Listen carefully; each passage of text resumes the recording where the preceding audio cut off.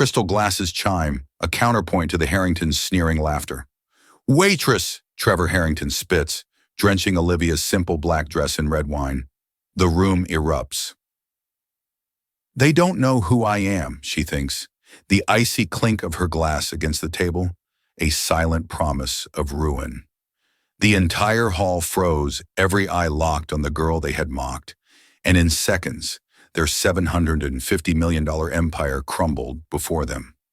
Olivia stood at the edge of the grand ballroom, her back to the towering windows that framed Manhattan skyline. The city lights twinkled outside, a quiet contrast to the sharp glitter of the chandeliers above. Her dress was plain black, no designer label, no embellishments, just clean lines that hugged her frame modestly. Her dark hair fell in loose waves untouched by a stylist's hands, and her face was bare. No makeup, no gloss, just her natural features, beautiful in a way that didn't demand attention. She was 24, raised in one of the wealthiest families in the country, but you'd never know it looking at her. Her father had taught her early on to carry herself with discipline, to let her actions speak louder than flash. "Never show off," he'd said when she was a kid, his voice steady as he knotted his tie in their sprawling estate. "Your worth isn't in what you wear, it's in what you do." Tonight, though, in this room full of billionaires and their egos, her simplicity made her a target. The gala was a spectacle, a glittering stage where wealth and power played out in real time. Crystal glasses clinked, heels clicked on marble floors, and every laugh felt like a performance. The air was heavy with the scent of expensive perfume and ambition. Billionaires and their families mingled their voices loud as they discussed deals, investments, and who was who in their world. Olivia had slipped in quietly, hoping to blend into the background, her small clutch tucked under her arm. She was here to observe, to see the $750 million investment deal her father had been working on for months with the Harringtons, a family known for their ruthlessness and their need to dominate every room. She'd overheard her father that morning, his voice low over coffee in their kitchen. "They're sharks, Olivia," he'd said, stirring his cup, "but their resources could change everything for us." She'd nodded already, bracing for the night ahead, knowing she'd be walking into a lion's den. She found a spot near the windows, the cool glass, a small anchor against the heat of the crowd. Her hands were folded in front of her posture calm but alert. She wasn't here to make a scene or to prove anything. She just wanted to understand the players her father was dealing with, and to see the deal through his eyes. But before she could settle into the moment, a voice cut through the hum of conversation.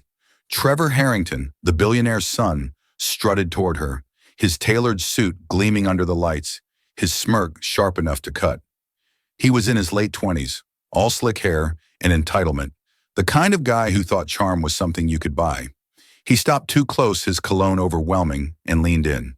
"You look like a waitress in that dress," he said loud enough for the nearby tables to hear. Heads turned, a ripple of laughter spread sharp and mean like a blade slicing through the air. Olivia's fingers tightened on her clutch, but her face stayed steady, her eyes locking onto his without a flicker of doubt. She didn't say a word. Her gaze was enough to make him shift just for a second before he doubled down with a grin. A woman across the table, her earrings dangling like chandeliers, tilted her head and squinted at Olivia. She was Claire, a socialite known for her sharp tongue and sharper Instagram posts, always chasing clout. "Sweetheart, did you borrow that dress from your mom's closet?" she asked, her voice dripping with fake pity. The table burst into laughter again, some clapping like it was a show. Claire leaned back, sipping her champagne, her eyes never leaving Olivia, waiting for a crack in her composure. Olivia's lips parted just for a moment, as if she might speak, but instead she adjusted her clutch, her fingers deliberate, and let her silence answer. The room's laughter felt louder, but Claire's smile twitched like she'd expected more of a fight. "Hey, if this story is hitting you right now, take a second to grab your phone, hit that like button, drop a comment, and subscribe to the channel. It means the world to share these moments with you. Let's keep walking through these stories together." The laughter grew, a wave crashing over the tables. A woman in a glittering red gown, her lips painted to match, leaned forward from her seat. Marissa Harrington, Trevor's mother, was the kind of person who could smile while twisting the knife. Her eyes sparkled with malice as she spoke, her voice carrying across the room. CEO's daughter. She looks more like a poor student, she said, drawing out the words for maximum effect. The table erupted, their laughter louder now, more confident, like they had found their entertainment for the night. A man in a tux, his cufflinks probably worth more than Olivia's entire outfit, shook his head and muttered, "Her father must be ashamed to bring her here." The words stung sharp and personal, but Olivia didn't flinch. She smiled faintly, a small curve of her lips that didn't reach her eyes, and took a slow sip of her water. The glass was cool in her hand, grounding her as the room spun its venom. A younger man, maybe a cousin of the Harringtons, leaned forward, his tie slightly crooked, his grin wide and careless. He was Derek, the kind of guy who followed the family's lead without questioning, always eager to pile on. "Hey, no offense," he said, holding up his hands like he was being friendly. "But you're standing by the window like you're waiting for a bus. You sure you're at the right event?" The table howled, some slapping the table, their drinks sloshing. Olivia's shoulders tense just for a second before she turned slightly, her eyes catching the city lights outside. She didn't answer, but the way she tilted her head like she was studying Derek's face made his grin falter. The laughter continued, but a few guests exchanged glances, sensing something unspoken in her stillness. The table was a battlefield now, every glance a weapon, every whisper a shot. A young woman with perfect blonde curls, her dress a cascade of sequins that screamed money, leaned toward her friend and stage whispered, "Why is she even here? She doesn't belong." Her friend, a guy with a Rolex glinting on his wrist, chuckled and added, "Maybe she's lost. Someone should point her to the staff exit." The table roared again, glasses clinking as they toasted their own cruelty. Olivia set her glass down, her movements slow and deliberate, like she was placing a chess piece on a board. She didn't look at them. She didn't need to. Her silence was a wall they couldn't climb, a quiet defiance that made their laughter sound hollow. A waiter paused near Olivia, his tray balanced carefully, his eyes flicking to her stained dress with a flicker of sympathy. He was young, maybe her age, his uniform crisp, but his hands calloused from long shifts. He offered her a fresh napkin, his voice low. "Ma'am, would you like another?" Olivia met his gaze, her expression softening just enough to acknowledge his kindness. She took the napkin, her fingers brushing his, and nodded slightly. "Thank you," she said, her voice quiet but clear. The moment was small, but it cut through the noise of the room, a reminder that not everyone was playing the Harringtons' game.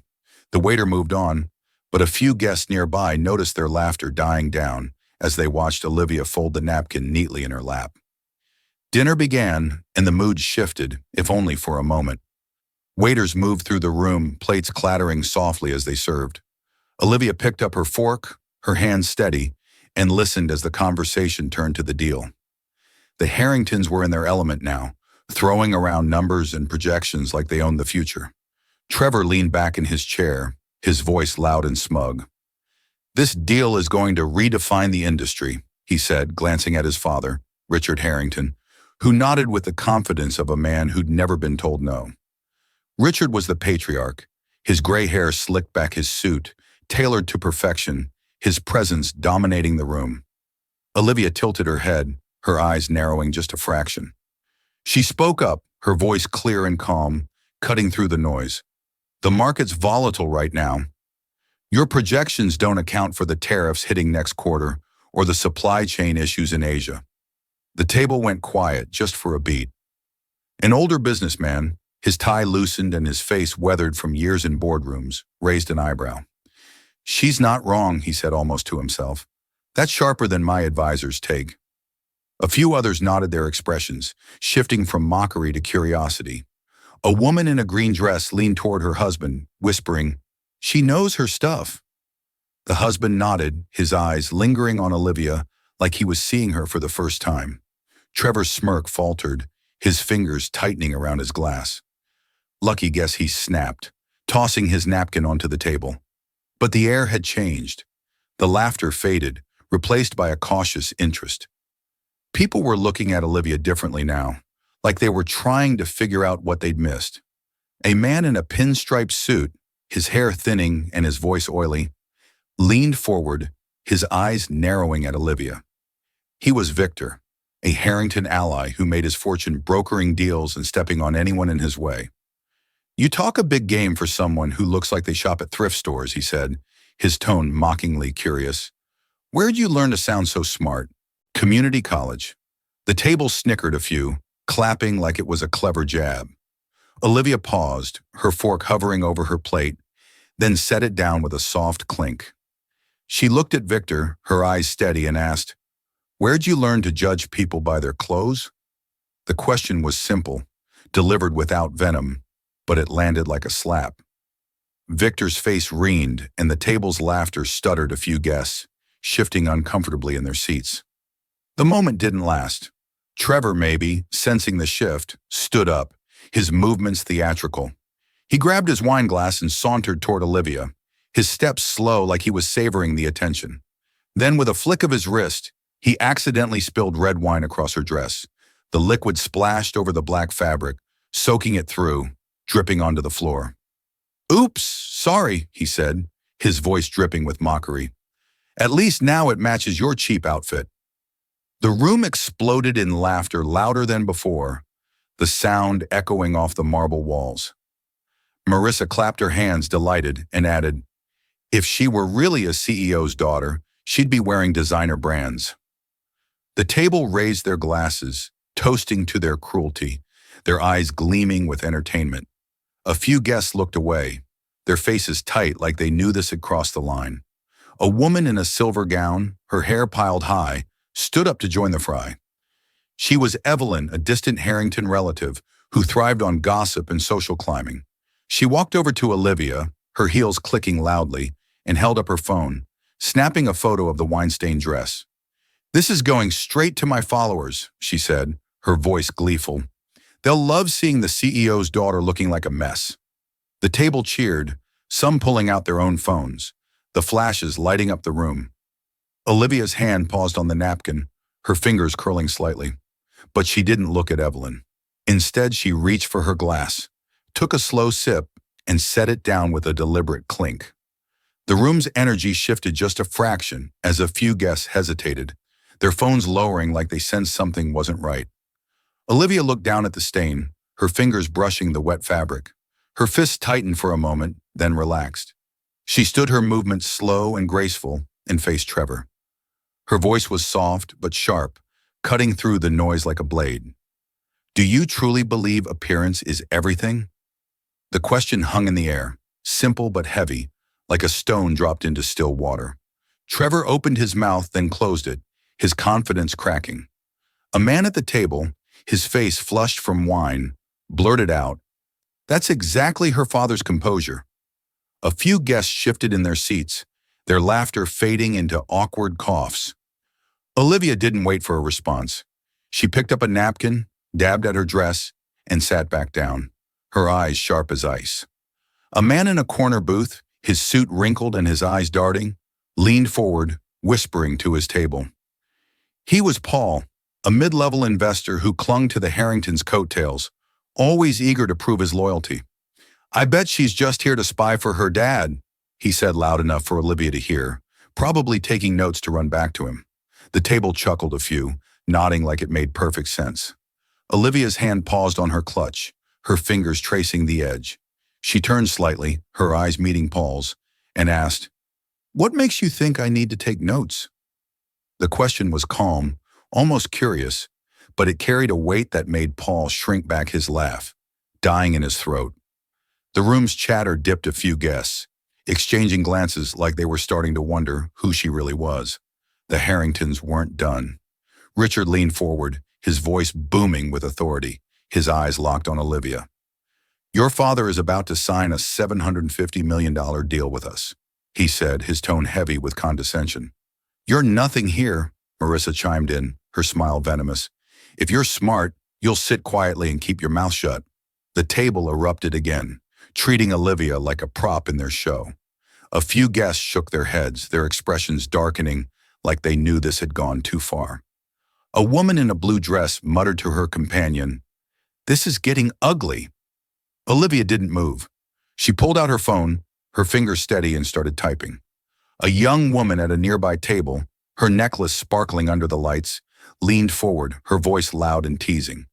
She was Laya, a fashion influencer who lived for attention, her every move calculated for likes. "Girl, you should have at least borrowed some jewelry," she said, holding up her own diamond bracelet. "This is a gala, not a book club." The table laughed, some mimicking her gesture, flashing their own accessories. Olivia's eyes flicked to Wella's bracelet, then back to her face. She leaned forward slightly, her voice low but clear. "Does that bracelet make you feel important?" The question was so direct, so devoid of malice that Leia froze, her hand dropping to her lap.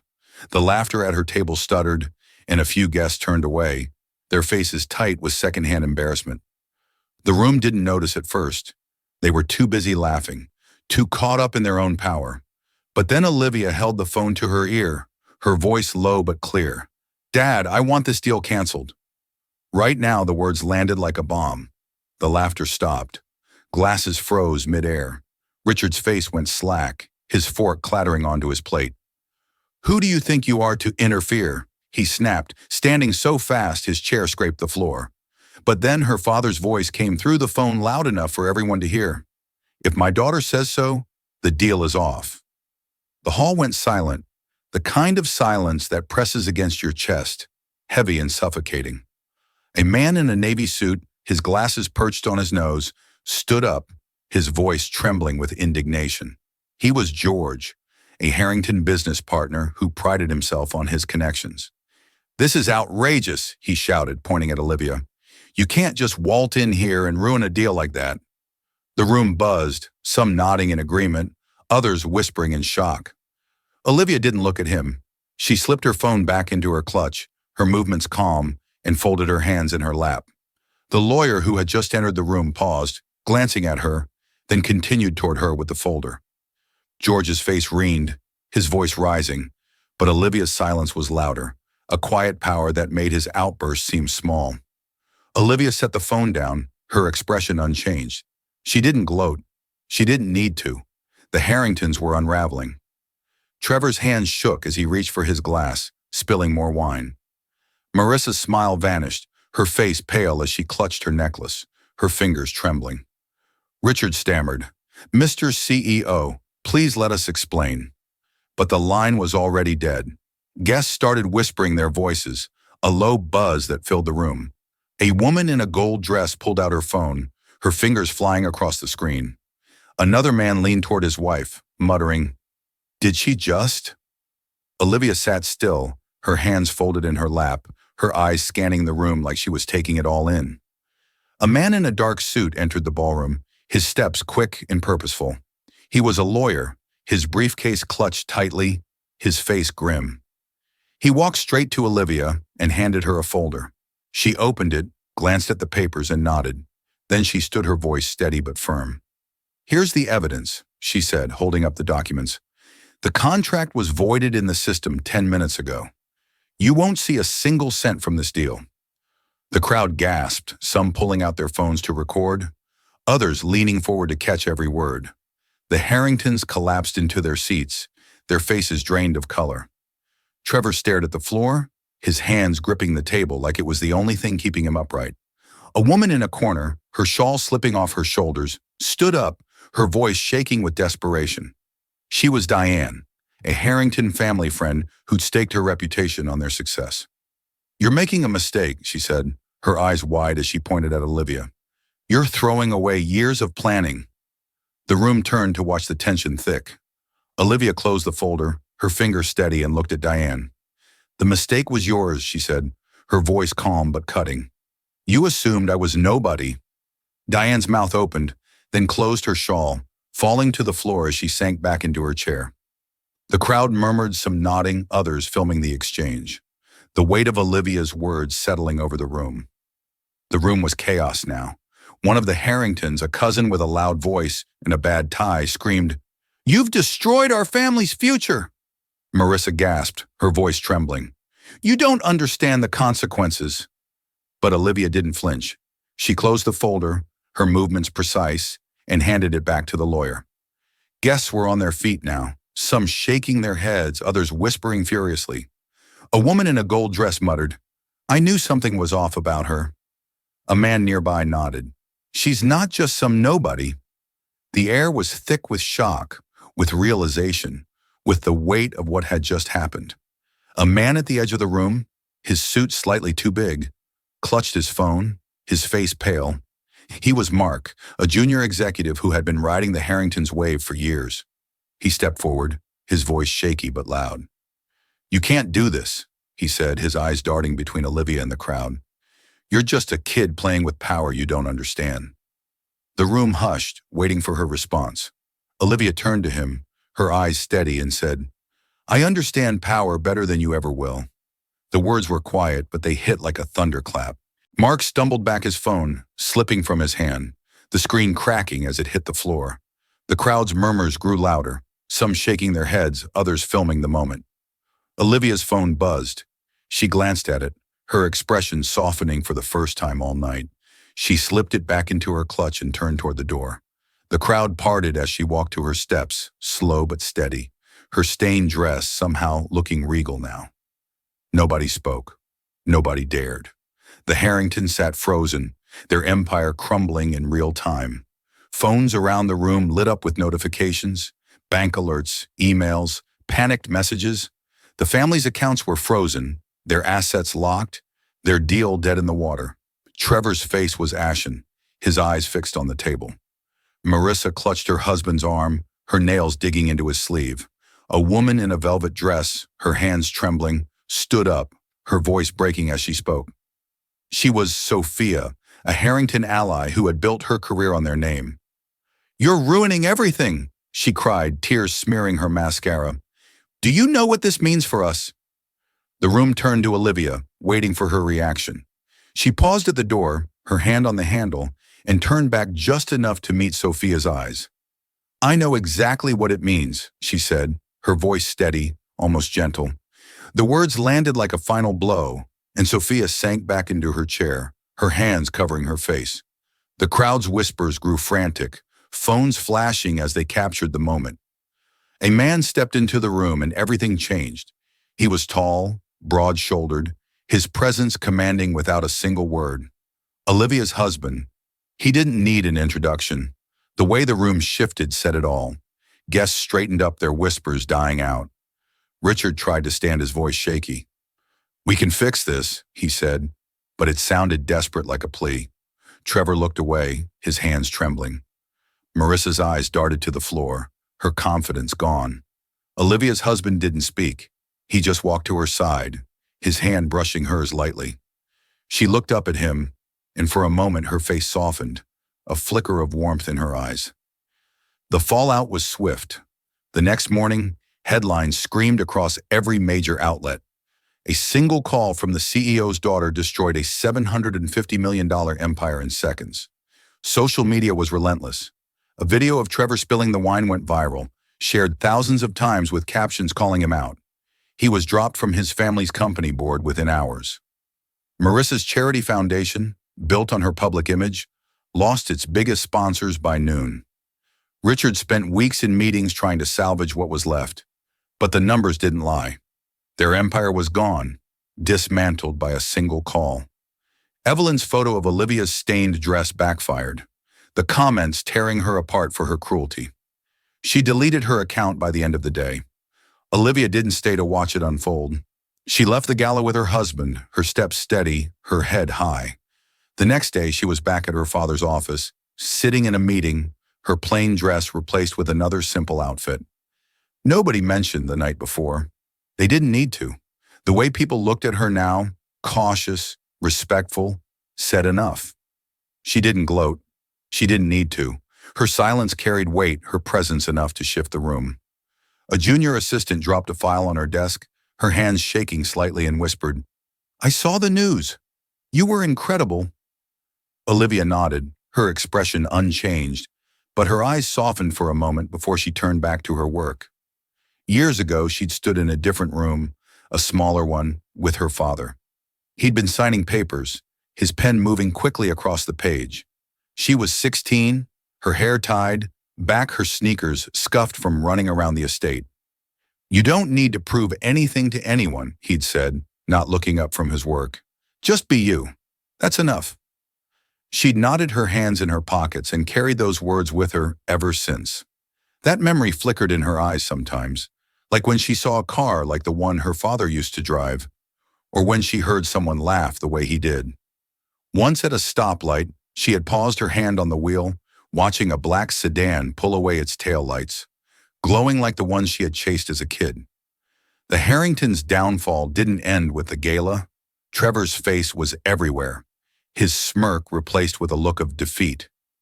He tried to post an apology online, but the comments tore him apart. Marissa's social circle shrank, her invitations to galas drying up. She was seen at a coffee shop a week later alone, her designer bag looking out of place as she stared at her phone. Richard's company lost contracts, investors pulling out one by one. Claire's Instagram posts about the gala were deleted, her followers dropping as the backlash grew. Derek, the cousin with the crooked tie, was quietly let go from his job. His name erased from the family's website. The family's name, once a symbol of untouchable power, was now a cautionary tale. Olivia kept moving forward. She didn't read the headlines, didn't check the trending hashtags. She was too busy working, sitting in on meetings, reviewing contracts, her voice steady as she spoke. Her father trusted her, always had. She'd grown up watching him navigate rooms like the one at the gala, watching him stay calm when others lost their nerve. She'd learned from him not just how to talk business, but how to carry herself when the world tried to tear her down. At a board meeting a week later, an executive hesitated before addressing her, his voice careful. "Ms. Olivia, your input on the new strategy." She nodded her pen, tapping lightly on the table, and gave her thoughts, her words precise and unshakable. "You've felt it, haven't you? That moment when someone looks at you and decides you're less. When they laugh thinking they've got you figured out. But you know who you are. You know your worth. You're not alone in that." Olivia's story isn't just hers, it's yours too. Where are you watching from? Leave a comment below and hit follow to walk with me through heartbreak, betrayal, and finally healing.